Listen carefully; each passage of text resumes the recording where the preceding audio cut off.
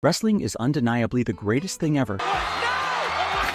These athletes put on a 20-minute live-action stunt show without getting seriously hurt. You'll try anything! It's art, poetry, and maybe even magic all rolled into one.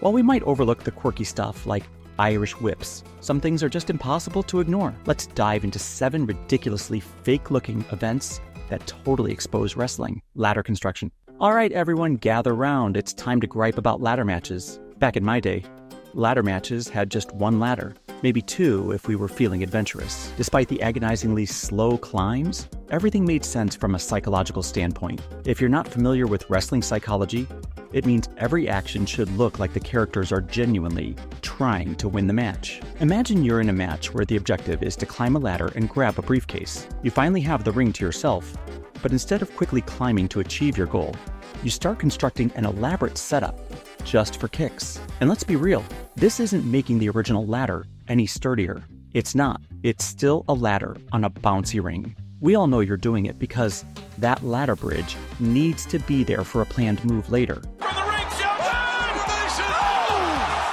Now, don't get us wrong. There are natural ways to place ladders in interesting spots. Take WrestleMania 21, for instance, where Christian got hit while bringing a ladder into the ring and accidentally positioned it perfectly for Shelton Benjamin to run up it later. But nowadays, they just pause to set things up. Vince's last hurrah. In the weeks leading up to WrestleMania 38, word spread that Vince McMahon would face Pat McAfee at the show of shows. McAfee had already worked wonders with Adam Cole.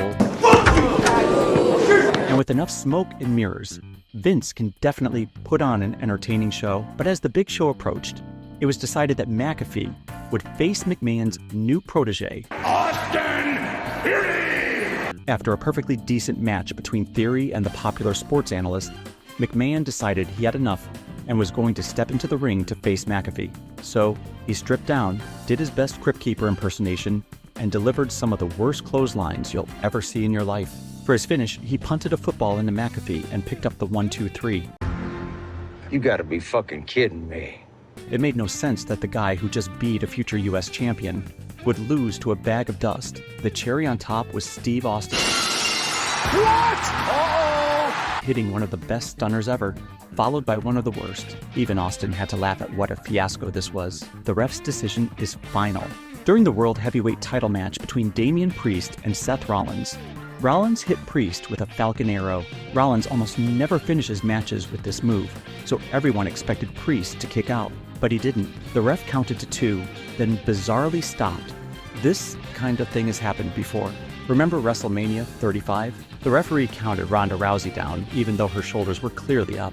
That marked the end of the match, but referee Zab Zapata faced backlash for counting her down. In another instance, a SmackDown 6-man tag match was cut short. It was supposed to go 2 segments, but ended abruptly when Ted DiBiase failed to properly kick out of a 3 count, though, to be fair, it looked like he did. Where is that referee? He was trying to fuck on me!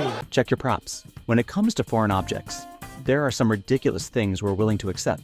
For example, we believe that certain wrestlers, like the Great Muta and Nakamura, can spew a noxious mist from their mouths that can blind opponents. But every time a taser is used and a fake electricity sound is piped in, blah.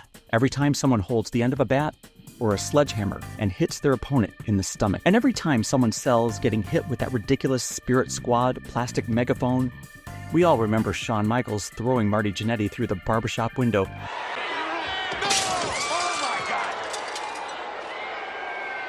Because fake glass is an awesome prop. Now, do you recall when Cora Jade turned on her tag team buddy Roxanne Perez? She brought her trusty skateboard into the ring and yikes. Yeah, that's really tough to come back from. Did we miss any other fake-looking WWE moments that expose wrestling? If so, please leave them in the comments section below. Also, if you enjoyed this video, hit the like button, subscribe to the channel, and double Hurricane Rana that notification bell. Just kidding. I hate that move.